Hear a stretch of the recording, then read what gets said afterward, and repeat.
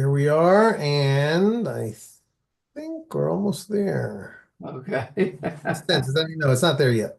Well, anyway, shalom and hello, everybody. This is Gidon Ariel, and we are live, or we were live on Root Source. We meaning myself and Richard Booker, my friend, Dr. Pastor Richard Booker. How are you, Richard? I'm blessed. We're celebrating the mercy of God in America. Amen. Tell me a little bit more about that. Well, God uses imperfect people, and the classic example we can think about is King David. You can't hardly imagine anybody doing anything worse than what he did, but he was God's chosen for the moment in Israel. And so, for those of us who want to bring God back to America in a more constitutional, conservative way, we are celebrating the election here in our country. You're afraid to say the magic word. Trump. Trump won. Or are Oh, you celebrating more than just Trump's win? I'm sorry. Are you celebrating more than the election of Donald Trump? Well, I'm celebrating the fact that the American people got out and voted in 1776 in the Continental Congress in Philadelphia. Yeah. The founders were meeting, trying to decide what kind of government we're going to have. They knew we didn't want a monarchy because that's what they were fleeing from in England. So it was these were brilliant men, but still it's complicated. What kind of government are we going to have? And it turned out to be we the people. This was the grand experiment in government. It still is called that way by some in European places. Grand experiment of people actually making decisions rather than top down, bottom up. So they debated a long time, and they finally came out of the meeting place, and they asked Benjamin Franklin, what did you give us? What kind of government do we have? And he replied, a republic if you can keep it. And so I'm rejoicing then that if old Ben was here, we could tell him we kept it one more time. We From day kept, to day. yeah, the people kept it. And so that's what I'm celebrating, that our system, in spite of all of its failures, still works. And this is why the founders of our nation formed these three branches of government, the judicial, the legislative, and the executive. And with the legislative part, they had the Senate, but you had the problem of an unequal distribution of the population. So people with a small population didn't think they would have a chance against others that had a large population. So they came up with a second House of Congress called the House of Representatives, so everybody can have a voice, but not equal based on the population. A small state certainly shouldn't have the same clout that a state that has millions of people in it. I mean, Harris County in Texas has more people than several states, you know. So it turned out that they came up with the House of Representatives, which gives people of larger population states more say because they should, because there's many more people. But also the smaller states, they do have representation, and they have to figure out how to get along and compromise. But then they realize, again, this is very complicated. This has never It been done. certainly is. And I don't think we have time for a civics lesson here today. Okay. But it sounds to me like you would be celebrating the exact same had Kamala Harris won the election. I don't think I'd be celebrating the same way. You were talking about how you're grateful that the system still works. Yes. So it doesn't really matter. You didn't say one candidate over the other. If there are two candidates in a two-party system, then one of them won. But if you have a landslide for one, but the other one won, then the system didn't work. Something happened. So that's the point. Oh, then just one more little point. I know you're wanting to move on. Uh, was the idea of electoral college. People are Electoral confused. college, yes.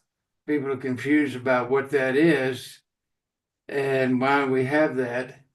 Again, the point is if you had an election just based on the popular vote, who won the most, uh, you're always going to have people who are dissatisfied if 51% rule over 49%. That's not right. So you had an electoral college, which gives all the states a representation in our government. No, So it doesn't. anyway, No, hmm? no, no, no, no, no. The electoral college has nothing to do with the government. It only has to do with the system of how the president is elected. Well, this is my point. If you use just the majority rule, then you would have four states in the US that would elect the president: California, Texas, Florida, and New York. Be no point of the rest of them voting. No, no, just no. That's only if all of those four.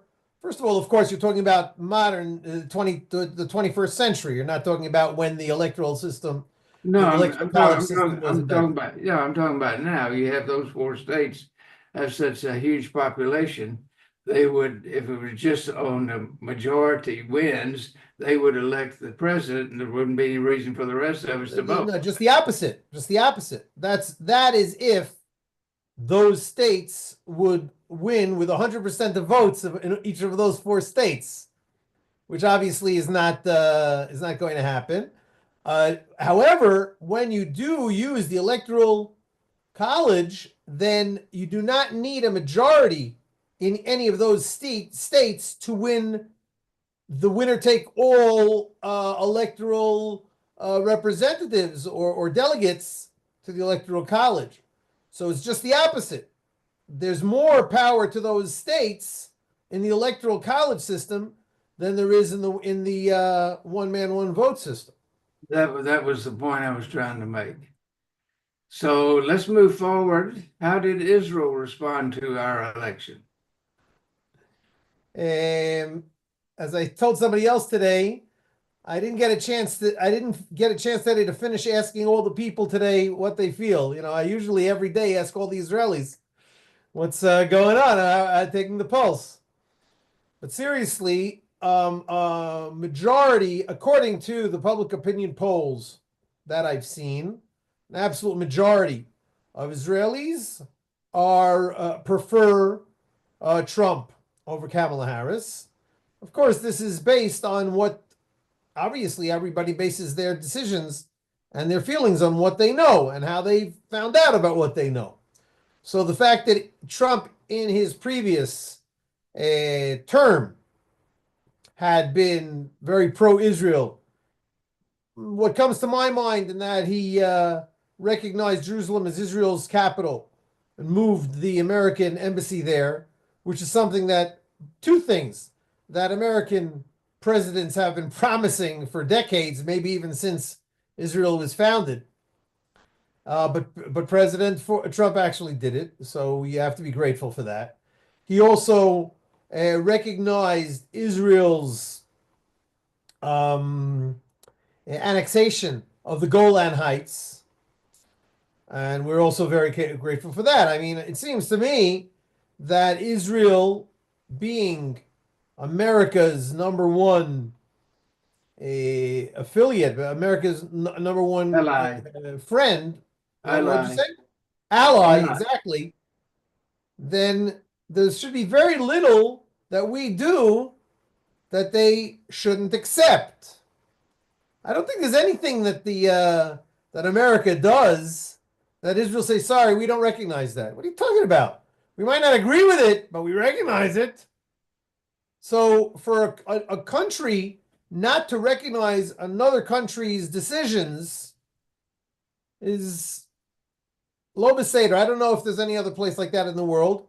And if there is such a thing, then it seems to me that we're talking about anti-Semitism. So So speaking of I that, today is November the 11th, so we're remembering Kristallnacht, which was November 9 and that's 10, right. 1938, and connecting that to this happening in Amsterdam here the other day, Yes. a pogrom. Uh, so it just we used to we had a Kristallnacht memorial every year for 18 years, Yep. You and told me about that. yeah, we had survivors come and tell their story. It was When did you stop doing that? we pretty much run out of survivors, you know. That's what I was going to say. Yeah, 18 years. But we always made a big issue of the phrase, You did it for 18 years, but when did you stop doing it? been 7 or 8 years ago now. But we Hmm. always pledged never again. But I clarified what I meant by that for the people Mm-hmm. is that I didn't mean that never again would there be anti-Semitism, but never again would we be silent as Christian people whenever we saw those kinds of attitudes and actions. We would stand up and speak out for the Jewish people. Never again would we be silent. That's how I presented that. So this is one of our paganized greatest honors that we were able to do that for 18 years, the number l'chaim, give life. Hi. So we felt we gave life to the survivor stories that people had never heard them before.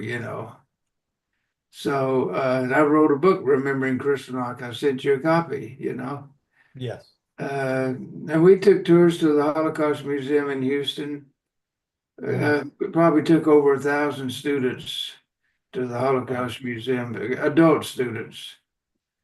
And we had our own docent. Students of your courses? Yes. Yeah, and people who came to our monthly Erev Shabbat meetings. So we had our own docent, and I taught many times at the Holocaust Museum because we had our groups there. So we had our own auditorium where I would give a lecture there, and then we would tour the museum. So that was one of our great honors that God let us do that. Well, I once again express my gratitude for what you've done. Well, I would thank you. just I would just say we will never again will we be silent, and that is of course commendable. But I think that it's also important, never again will we stand by without action. That's what I mean by that. Well, people can misunderstand that because when you say silent, you say, "Well, I will say, no, no, no, I don't like that." Right now, there's a some sort of an item going on in my community, not in my community, in the larger community nearby, and I'm a member of the WhatsApp group over there, and everybody's saying, "Oh, this is not good. This is not good. This is not good." I say, "Very good that you're talking here in this WhatsApp group that this is not good, but you're not getting anything done until you actually go and do something." Well, that's right. That'll preach. That's a good sermon. So yeah, so that thanks for clarifying that. That's good. That's what I meant by won't be silent. If you don't do something, you might as well be silent. Just talking, running your mouth doesn't do much. You have to have mitzvahs. You have to get involved. You have to take action. You have to do something. And now, as the Talmudic scholar that I am, I will take the opposite side and I'll say, well, not everybody can do something. If Yes, something is going on, obviously people can vote, and maybe some people can rally the vote. Some people can run for election, but most people, what can they do? So I think that nowadays, especially in the this era of social media, for some people, speaking up and not being silent is not a small thing to do. Because well, to on me, on Twitter, for example, or on Facebook or something like that, the enemies of Israel are 100 times stronger, 100 times as many as the supporters of Israel. Not to mention of Jews. So it's important for everybody to stand with their Jewish friends. And if they see somebody saying a falsehood, what do they call fake news or something like that on Twitter, then they have to stand up and say, "Excuse me, you're wrong." Now, the fact is that a lot of people might already say that before them, but you got to keep your eyes open and not just scroll by. that's very good. I would say, based on your example of social media, that if you speak out on social media, that is taking action, and anybody can do that. Yes, but one has to always think, what else can one do? And like for example, there are I used to get a monthly magazine. I believe it was Israel My Glory of the Friends of Israel Yeah, Ministries, I'm familiar with it. and every magazine would have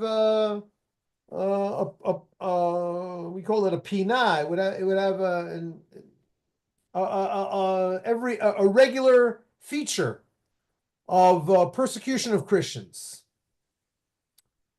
So it's one thing to pray, and that's what I've heard the most that my Christian friends think that they should do.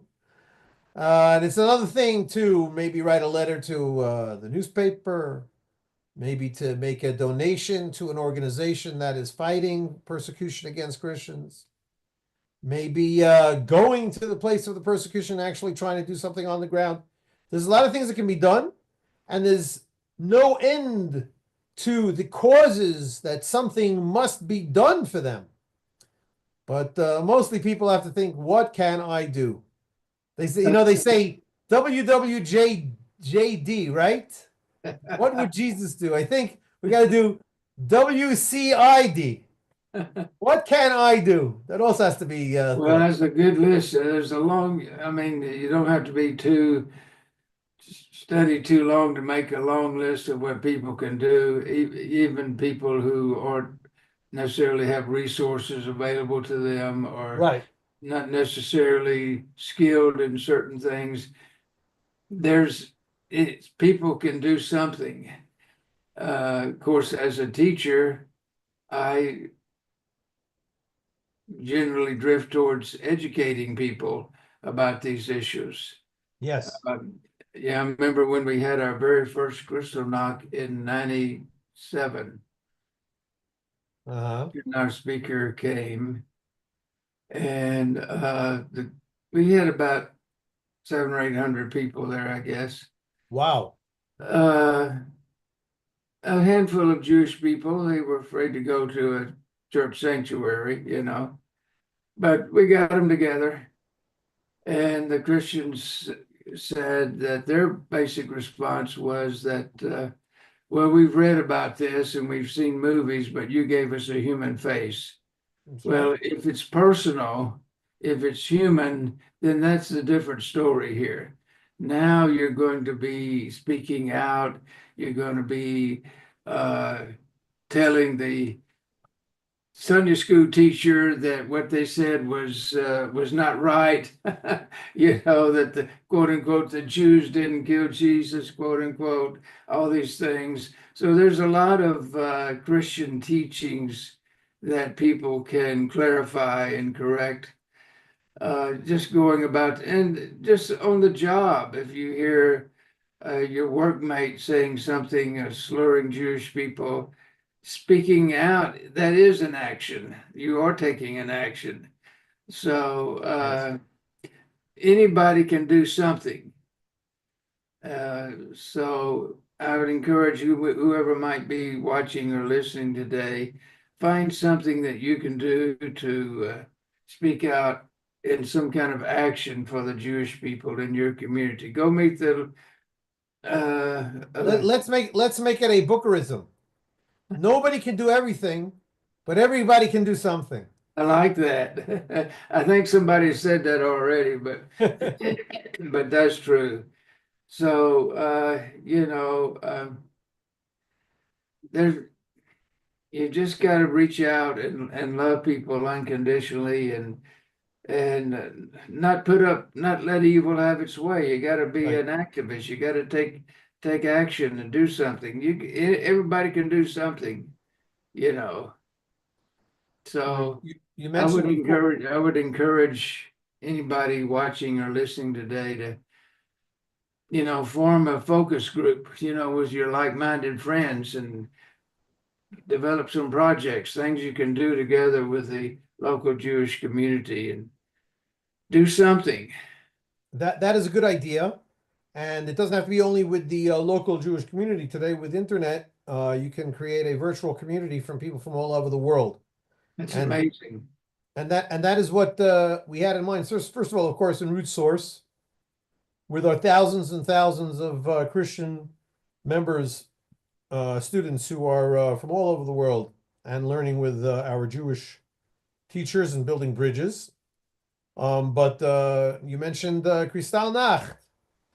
And so our project called lightupthechurch.org is where we have over 100 churches from all over the world keeping their lights on Kristallnacht on November 9th. And so that was this last Good. Saturday night. We're still trying to process the Need to responses add you that we need to got from that. add another zero to that number. Make it 1,000. Yeah, if it were up to me, it would be I would add another 1,000 zeros. Well, get one of your Christian Zionist zealot friends to work on that with you. I have not blocked anybody from doing that. Of course, on my newsletter, both in Root Source and on the Light Up the Church newsletter, it's a monthly newsletter. Root Source is a weekly newsletter, and Light Up the Church is a monthly newsletter. We always tell more people about this, forward this newsletter. But there's a lot of noise going on over there. It's hard to cut through all of that noise. That's very true. That's very true. There's a lot of competing voices, competing demands for our time, for our money, limited resources that people have, and have to help them see what's important in life. Richard, I don't know the last time we spoke. We usually speak about once a month, right? Yes, sir. So I do believe that since we last spoke, I had two new grandchildren born. Well, Mazel Tov, a double Mazel Tov. That's That's right. We had one boy born, and then a week later he had his brit, his circumcision ceremony. And that day, my other son had a daughter born. That was Erev Sukkot. It was the day before the Feast of Tabernacles. Do you feel older? Do I feel older? No, I feel plenty old, but when I pick up my children, I feel younger. That is beautiful. Do they live nearby? Um, I have three married children. One lives about 20 minutes, 25 minutes away. He is he's the father of the new daughter. My married daughter lives about 35 minutes away in a slightly different direction. or in a completely different direction, maybe I should say. And my son, my oldest son, who just had his third son, or as far as I'm concerned, he just had my third grandson. They live in a place called Har Bracha, which is about an hour north of Jerusalem. So we're a little less than an hour south of Jerusalem. And Jerusalem itself, thank God, is a big city. So to cross it from south to north, it takes more than a moment. So he's about 2 hours away. And since both of these children have been born, we've managed to visit both of them. So, and we're going to be seeing a lot more of them with God's help. Wonderful. And uh, I'm sure your wife feels good about being a grandma again. Yes. Yes, thank God. And we will see. Now we're in November. Now we're in the first trimester of November, I guess you could say. And the year 2025 is coming to a close. It's been a difficult year for the Jewish people, a difficult year for the state of Israel, but we believe that God's salvation comes in the twinkling of an eye. And we have seen good things, and we hope to see more good things over this next month or two, and continue to see good things, Bezrat Hashem, for the rest of our lives. Well, you will, and the, there's bad news and good news. The bad news, there's an enemy who doesn't want to see that happen, spiritual forces. But the good news is that God has already destroyed these people, these enemies, and He's working out His redemption in time and space. And He is a faithful covenant keeping God. Amen. That is the good news. And as I like to say, we read the book and we know how it ends. Amen. I love that. Anyway, Richard, it's always a pleasure to be with you. How is your wife Peggy doing? Peggy is doing wonderful. She will be having her 83rd birthday in a few weeks. I Ooh. know, yes. Can So I maybe wish her a happy birthday face to face at some point? that would be nice. I would like that. I would love it. Well, Try hold to on get one you. second. Hold on. Might this be the time? Are you going to show me a picture? Here's a Go, please. That's picture. the best I can do. All right. Yes, she's greeting people at one of our Erev Shabbat events here. Of course. And she Beautiful. has on one of her beautiful garments that she got in Israel one year. And That picture, again, the little that I can see of it here, reminds me of Merla Watson. Do you know the Watsons, Mervyn Merla? yes, of course. They're good friends. Yes. So well, you know, I spoke at the feast there for 18 years, Yes. and we led tour groups all those years. And even when I wasn't speaking, we continued to lead tour groups. So Peggy was well known in Israel, among the locals and the Christians pilgrims who came Yes. from around the world. So she helped me there with our meetings, with my lectures at the feast.